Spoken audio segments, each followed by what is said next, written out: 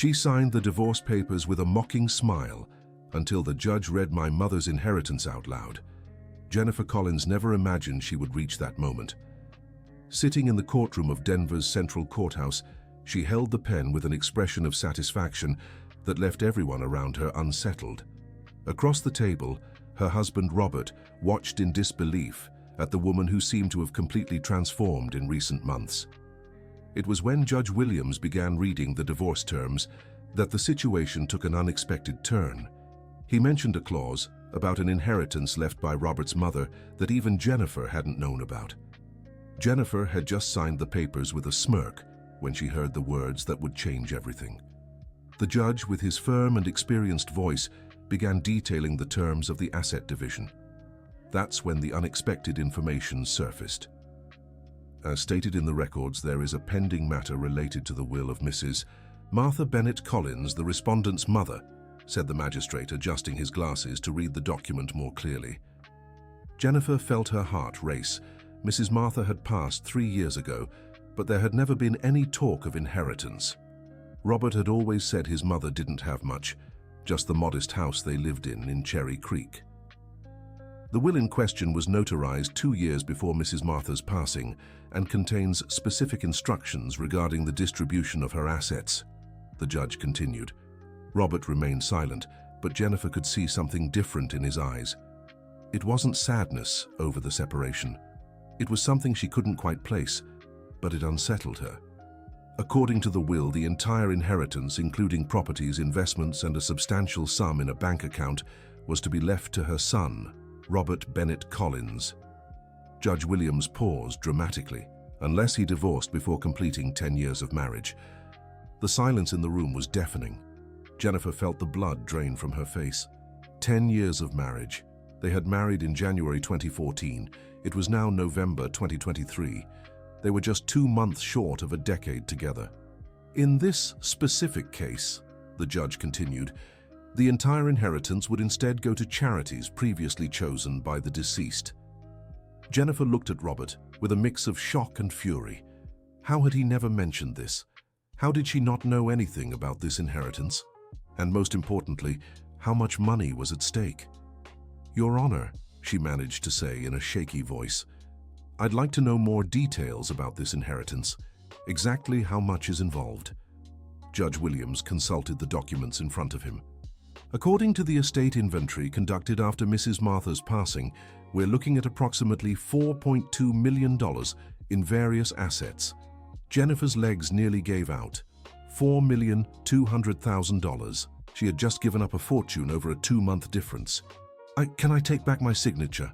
she asked desperately, reaching for the papers. "I'm afraid not, ma'am," the judge replied firmly. "The document was finalized the moment you signed. The divorce is legally binding." Dear listener, if you're enjoying the story, don't forget to like and especially subscribe to the channel. It helps us newcomers a lot. Now, back to the story. Robert finally broke his silence. His voice was calm, but there was something beneath it Jennifer had never heard before. "Jennifer, did you really think I didn't know what was going on?" he asked, pulling out his phone. "Did you think I wouldn't find out about your conversations?" Her stomach twisted. "What conversations? What was he talking about?"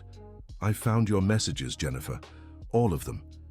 With Amanda, with the lawyer, planning this divorce for months." Robert showed his phone screen to Judge Williams and the attorneys present. "What messages? What lawyer?" Jennifer Collins was genuinely confused. "Robert, I don't know what you're talking about." "Oh, you don't," he continued, swiping through the screen. "I need to speed up this process before January. He can't suspect anything. 2 months difference means millions. Should I keep reading?" Jennifer turned pale. Those messages, she had never written them. How was this possible? "I never wrote that, Robert. Someone is using my phone, or this is a setup." "A setup?" he laughed bitterly. "Jennifer, these messages are from your number, confirmed by the carrier, and there's more." At that moment, a woman entered the room. She was elegant, around 40, with a professional smile Jennifer recognized immediately. It was Amanda Parker, the woman she'd had casual meetings with over the past few months.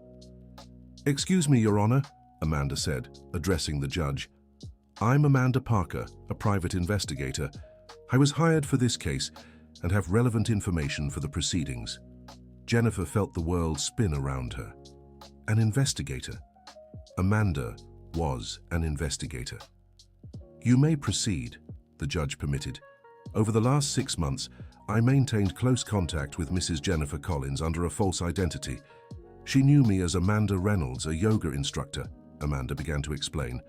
"I was hired by the late Mrs. Martha Bennett Collins 3 years ago to monitor her son's marriage." The revelation hit the room like a bomb. Jennifer couldn't process what she was hearing. Mrs. Martha suspected her son might marry for the wrong reasons, or that his wife might have ulterior motives. "That's why she set up this protective measure," Amanda continued. "But that's impossible," Jennifer shouted. "I loved Robert. I never married for money. I didn't even know he had money." "And that's exactly what my reports confirm," Amanda said, pulling a folder from her bag. "During these 3 years of observation, I never found evidence that Mrs. Jennifer showed material interest in the marriage. On the contrary, she often refused expensive gifts from her husband and even insisted on splitting household expenses." Now it was Robert's turn to be confused. Then why is she asking for a divorce?" he asked. "I'm not asking for a divorce," Jennifer exploded. "Well, I was, but Robert, these past few months, you completely changed toward me. You became cold, distant, started working late every day, stopped talking to me. I felt abandoned."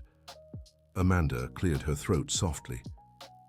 "Mr. Robert, may I ask who advised you to act this way with your wife?" "My brother Michael told me I should test her, that if she really loved me, she wouldn't mind my temporary coldness.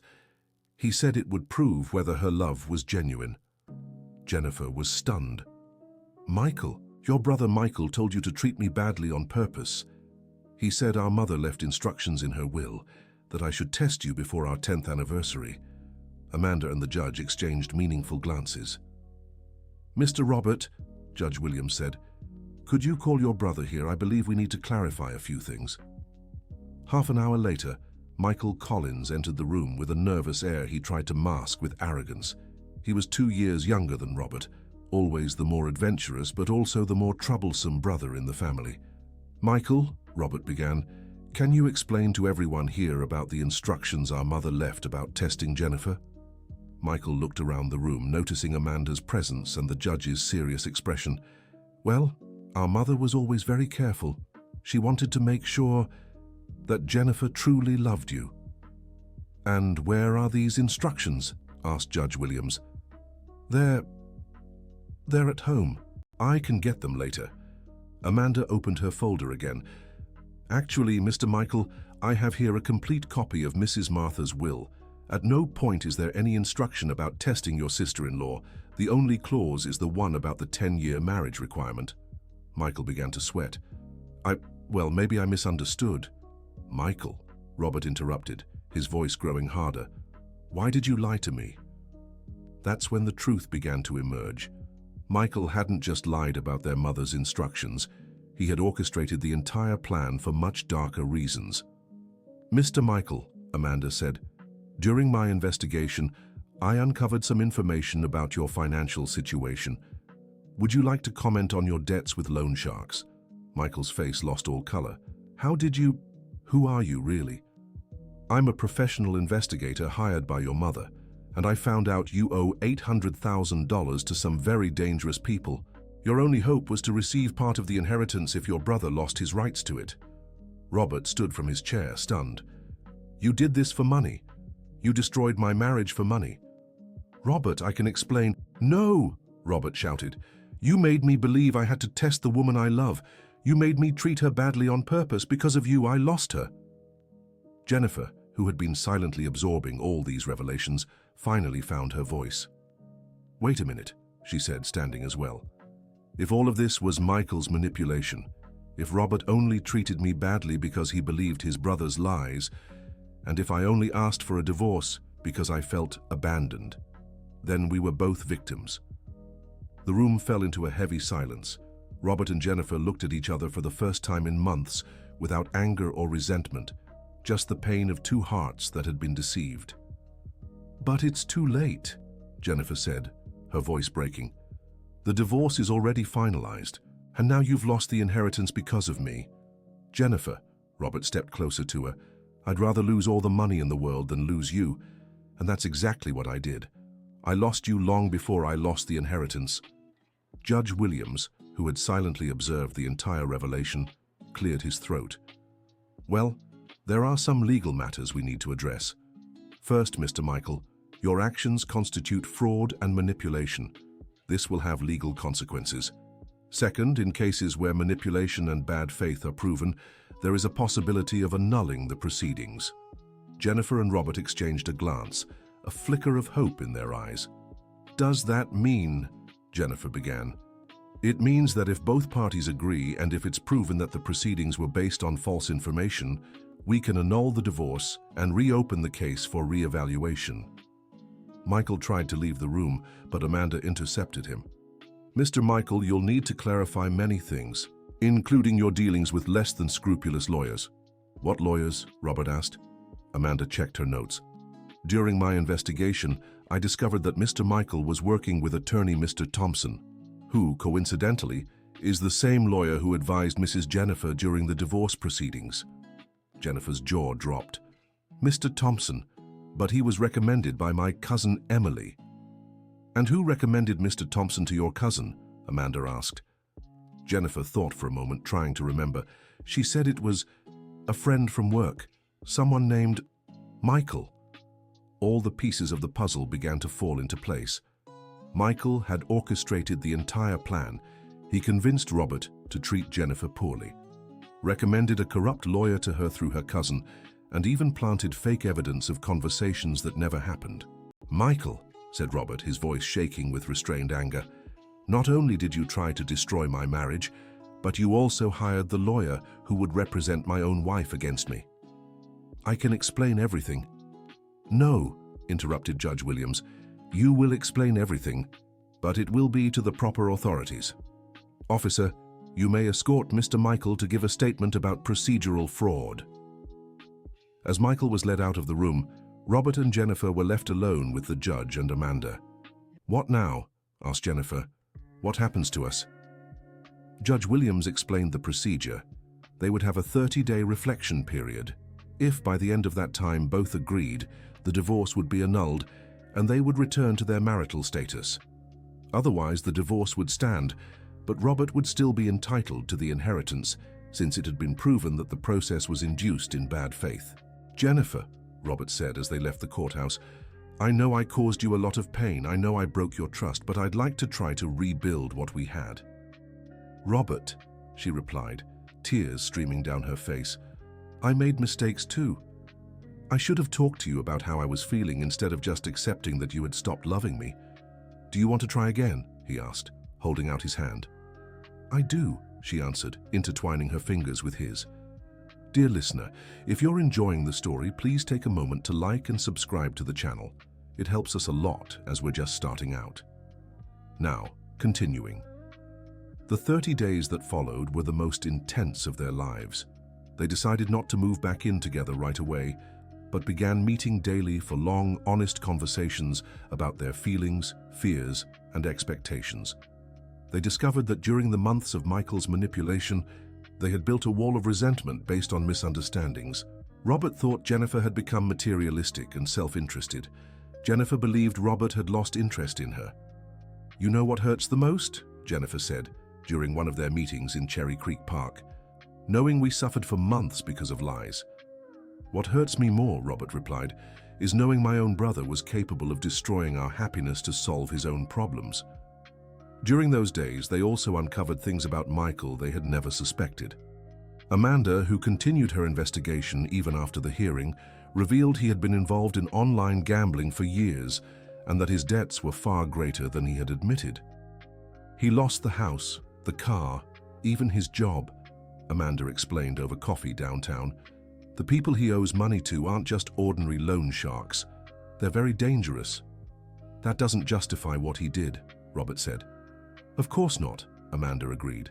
"But it helps explain the desperation that drove him to take those actions." Then Jennifer asked a question that would change the course of everything. "Amanda, You said you were hired by Robert's mother 3 years ago. But how did she know she'd need an investigation? What made her suspicious? Amanda hesitated for a moment. Actually, there's something I haven't told you. Mrs. Martha wasn't suspicious of Jennifer specifically. She was worried about outside influences that might affect her son's marriage. What kind of influences? Robert asked. She was worried about Michael. Robert and Jennifer exchanged surprised glances. My mother suspected my own brother. She had her reasons for it, Amanda said, pulling another document from her folder. 3 years ago, shortly before her passing, Martha discovered that Michael was trying to convince her to change the will. He wanted her to leave half the inheritance to him, and she refused. Not only did she refuse, but she took steps to protect her son.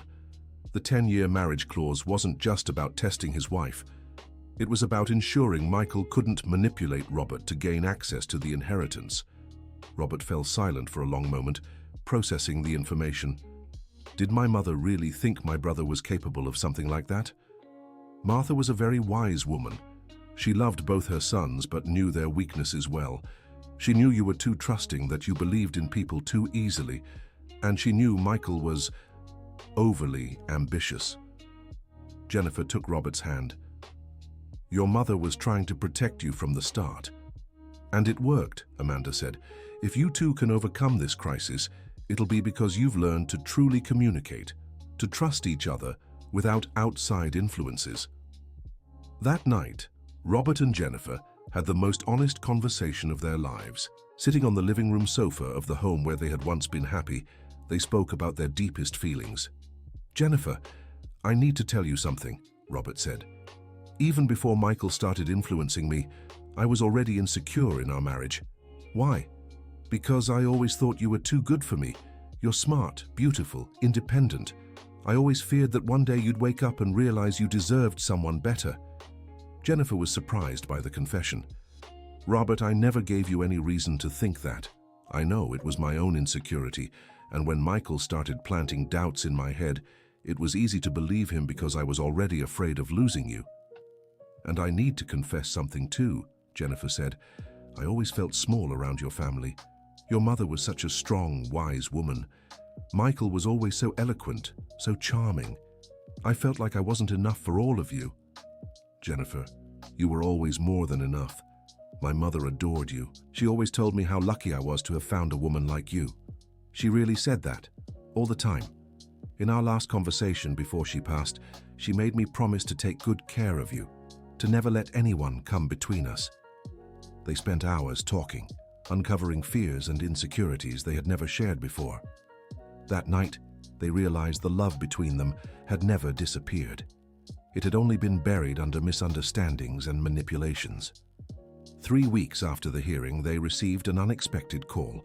It was from a different lawyer, Mr. Harrison, who had been hired by Martha years earlier to handle specific matters in her will. I need to meet with both of you, he said over the phone. There are important matters about the inheritance you need to know. At Mr. Harrison's office, located in the historic downtown district, they discovered Martha had left more than just instructions about the inheritance. She had left letters. These letters were only to be delivered in case of divorce, Mr. Harrison explained, handing them 2 sealed envelopes, one for each. Robert opened his first. It was handwritten in the careful script he knew so well. My dearest Robert, if you're reading this, it means you're going through a very difficult time in your marriage. First, I want you to know I didn't include the 10-year clause to test you. I did it to protect you. I know what it's like to love someone and fear not being loved in return. I know how it feels to let insecurities and outside influences destroy something precious. I made these mistakes in my own marriage with your father. When your father left me, it wasn't because he stopped loving me. It was because we let others plant doubts between us. It was because we didn't talk about our fears and let pride speak louder than love. Don't repeat my mistakes, my son. If Jennifer is by your side reading this letter, it's because there's still a chance for you two. Fight for it. Fight for your love. The inheritance is important, but it's not the most valuable thing I can leave you. The most valuable is the lesson. True love overcomes any hardship, but only if both of you are willing to work for it. With all my love, Your mother, Martha. Jennifer opened her letter with trembling hands. My dear Jennifer, I always knew you were the right woman for my son. I saw in your eyes the same purity of heart I had when I married his father. That's why I know you're suffering just as much as he is. I want you to know I never doubted you. The investigation I hired wasn't to watch you, but to protect you. I knew people might try to use you both to gain access to the inheritance. Forgive an old mother's heart that just wanted to ensure my son's happiness. Forgive me too, if my protection ended up causing more problems than solutions. You're stronger than you think, Jennifer. You have the strength I wish I'd had to save my own marriage. Use that strength now. Fight for what you've built together. And remember, money never brought anyone happiness, but true love can transform lives. Take good care of my boy, and let him take good care of you too. With affection and admiration, Martha. Both were in tears when they finished reading. She knew, said Robert. She knew everything from the start. And she left us these letters to help us find our way back to each other, Jennifer added. Mr. Harrison cleared his throat softly. There's one more thing. Mrs. Martha left instructions for me to give you this, only if you decided to stay together. He handed them a third envelope, larger than the others. Inside was a key and an address. It's the key to her country house in Aspen. She wanted you two to spend some time there, away from everything and everyone, to reconnect. In the car on the way to Aspen, Robert and Jennifer talked about the decision they needed to make. Only 5 days remained before the 30-day deadline expired. Are you sure you want to try again? Jennifer asked. I'm sure I want to spend the rest of my life trying to be the man you deserve, Robert replied. And I'm sure I want to spend the rest of my life being the woman who makes you happy, she said. Mrs. Martha's country house was small but cozy.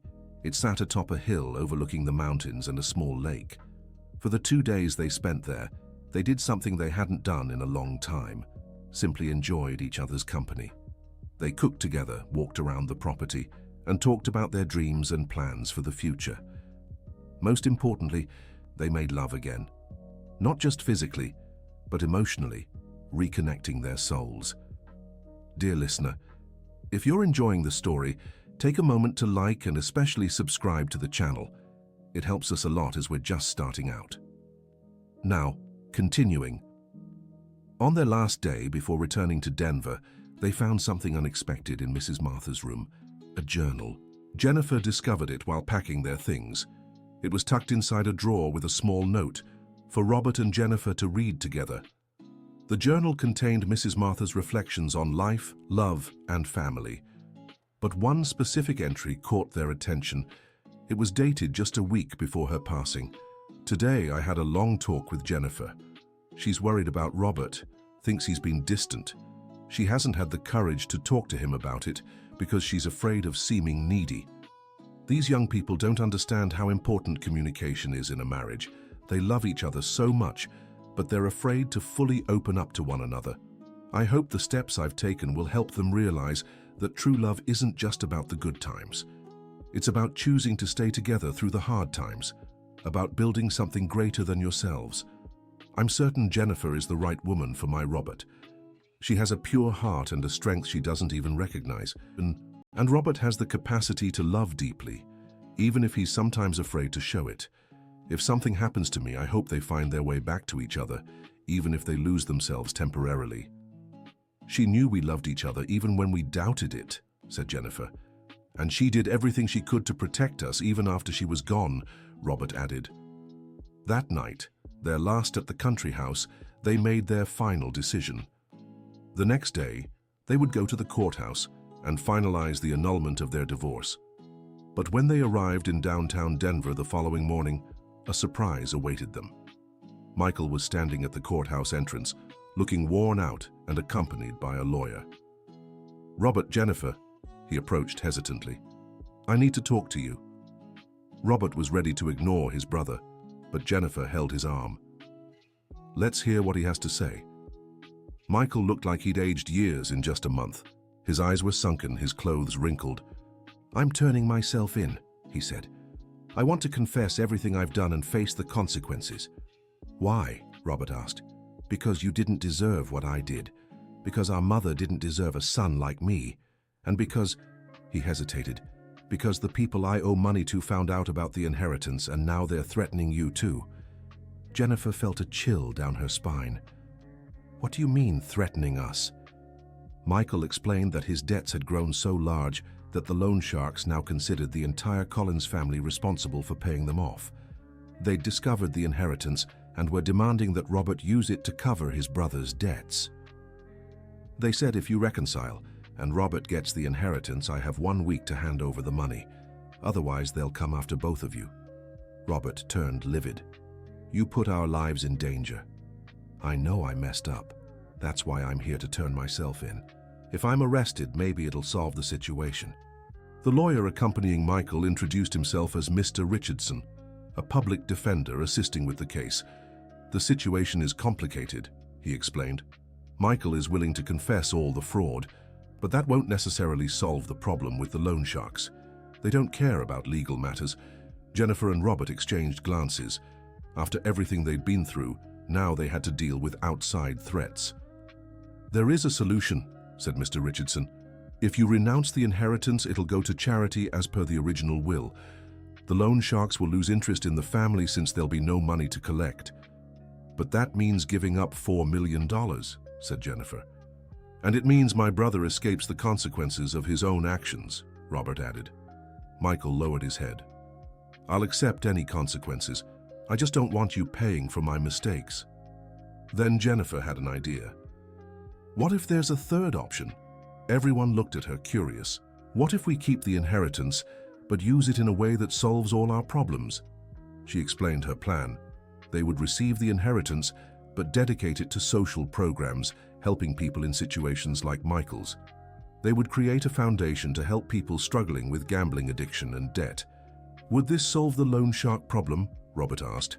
Mr. Richardson thought for a moment. Possibly, if you established an official project with legal documentation, and if Michael committed to joining the recovery program, we might be able to negotiate with the creditors. The idea was risky but had potential. They would proceed with annulling the divorce. Robert would receive the inheritance, but instead of using it for personal gain, they would create something greater. Jennifer, Robert said, are you willing to give up a financially comfortable life to help others? Robert, these past months have taught me that money doesn't bring happiness. What makes me happy is being with you and knowing we can make a difference in other people's lives. And you, Michael? Robert asked his brother. Are you willing to enter a recovery program and work with us to help others in your situation? Michael nodded, tears streaming down his face. I'd do anything to make up for what I did to you. 3 hours later, they left the central courthouse, officially married again. Judge Williams had been impressed by the couple's maturity and generosity. In 30 years as a judge, he said, I've rarely seen a case with so many twists end so positively. In the following months, Robert and Jennifer worked tirelessly to establish the Martha Collins Foundation for gambling addiction support and family recovery. With the $4 million from the inheritance, they built a full-service facility offering psychological, legal, and social support. Michael became the foundation's first patient, and after months of treatment, began working as a counselor, helping others facing the same struggles he had endured. Amanda Parker, the investigator, was hired by the foundation to assist with complex cases involving family manipulation and gambling-related fraud. Negotiating with the loan sharks was difficult, but the combined efforts of Mr. Richardson and the authorities, along with the foundation's public commitment, convinced the creditors to accept a partial payment agreement and drop their threats. 6 months after their reconciliation, Jennifer discovered she was pregnant. The news arrived exactly on their 10th wedding anniversary, the date that had been so pivotal in their lives.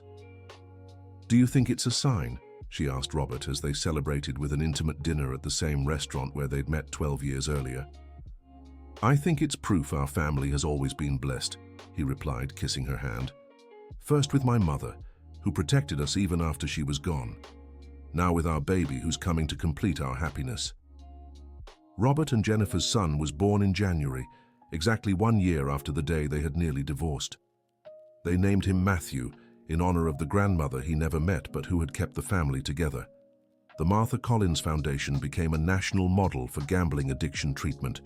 Within 2 years, it had helped over 1,000 families rebuild financially and emotionally. Michael married a psychologist he met during his treatment. They became colleagues at the foundation, and slowly, Michael regained his family's and society's trust. One Sunday afternoon, 3 years after their near separation, Robert and Jennifer visited Mrs. Martha's grave with little Matthew in their arms. "Thank you, Mom," Robert said, placing fresh flowers on the tombstone. "Thank you for teaching us that true love overcomes any obstacle.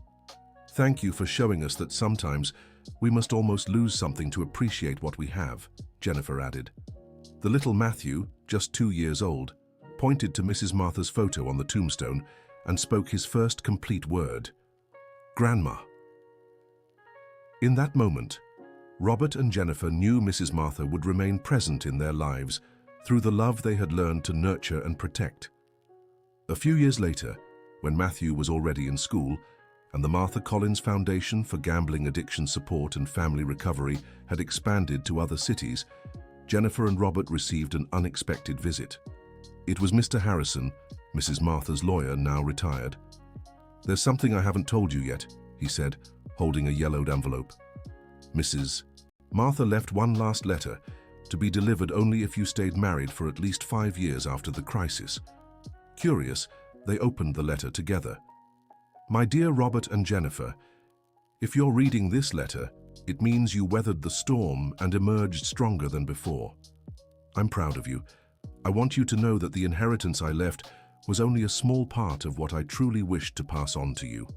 The real legacy I hope to have left is the understanding that love isn't just a feeling that happens. It's a choice we make every day. We choose to love when it's easy and when it's hard, when we agree and when we disagree, when we're happy and when we're sad. Lasting love is built on conscious decisions to stay, to fight, to forgive, and to grow together. You learned this the hardest way, but also the most valuable way. Now you know you can overcome anything as long as you stand united. Use this wisdom to teach others. Use it to raise your children. Use it to build a legacy of love that goes far beyond the money I could leave. I love you and will always be with you, kept alive in every loving gesture you share with each other. Forever, Martha P.S. There's one last surprise in the First National Bank vault, downtown Denver branch. The key is with Mr. Harrison. Consider it a gift for the grandchildren I hope to meet in some way. Mr. Harrison smiled and handed them a small golden key. Mrs. Martha was an extraordinary woman. Even in her final days, she was still thinking about the family's future. In the vault, they found not money, but something far more precious, a collection of photos of the Collins family across generations, love letters Robert's grandfather had written to Mrs. Martha, and a detailed journal of the family's history. There was also a small jewelry box containing a necklace that had belonged to Robert's great-grandmother, along with a note, "For Jennifer to wear at your son's wedding, and for him to give to his wife, continuing our family's tradition of love." That night, as Matthew slept and they sorted through the treasures from the vault, Robert asked a question he had carried in his heart for a long time. "Jennifer, do you regret anything?" She thought for a moment before answering. "I regret not trusting you more during the crisis. I regret not fighting harder for our marriage before considering divorce. But I don't regret going through it." "Why?" "Because before the crisis, we were a couple who loved each other but didn't know how to communicate. Now we're a couple who loves each other and knows we can overcome anything together. We're stronger, wiser, more connected." Robert nodded, understanding completely. "I don't regret it either. If we hadn't gone through it, we might never have discovered how deep our love really is. We might never have learned to truly cherish what we have." They sat in silence for a moment, absorbing the depth of all they had lived and learned. "So now what?" Jennifer asked. "What's the next chapter of our story?" Robert smiled, pulling her closer. "Now we write our own story. Without outside manipulations, without unfounded fears, without secrets. Just the two of us, Matthew, and all the love we've learned to nurture. And the foundation? The foundation will keep growing. we'll help more and more families reunite, just like we did. And Michael. Michael will be part of our story the way he always should have been, as a brother and uncle, not a rival or manipulator. I like this story, said Jennifer, kissing him softly. Me too, replied Robert, and the best part is, it's only just beginning. The end. Now tell me what you thought of this story of overcoming and forgiveness. Do you believe Jennifer and Robert made the right choice by reconciling? Leave a comment sharing how you'd react in a similar situation. Your like and subscription to the channel motivate us to bring more heartwarming stories like this one.